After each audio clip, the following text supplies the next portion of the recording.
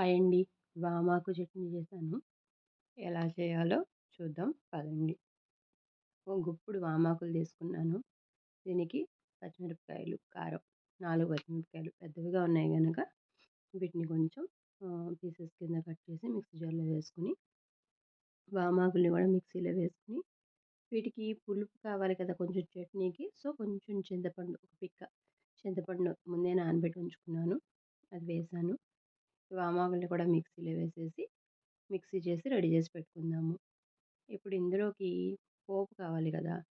So, పోపు ready చేసుకుందాం. ఆవాలు, మినపప్పు, జీలకర్ర ఇలా నూనె వేసి వేడి చేసి పెట్టుకుందాం. ఇప్పుడు మిక్సీ అయిపోయింది. సో, ఇందులో మనం ఆప్షనల్ అనమాట. ఆవపిండి, మెంతిపిండి అన్నది ఇది బౌల్‌లో వేసుకొని ఒక హాఫ్ స్పూన్ ఆవపిండి, మెంతిపిండి వేసుకుంటే కొంచెం టేస్ట్ బావుంటుంది.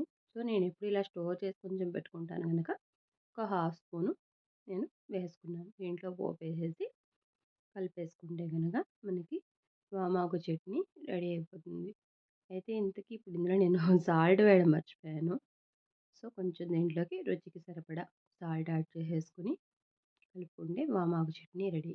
ఇందుకే వామాకు పచ్చిదే కనుక మనం హెల్తీ ప్లస్ పచ్చిది మనకి పచ్చివాసన పోవాలంటే మనం ఆల్రెడీ అప్పుడే కాచిన పోపు వేడి వేడి నూనె వేసాం గనక బావుంటుంది. చట్నీ టేస్టీగా ఉంటుంది. ట్రై చేయండి.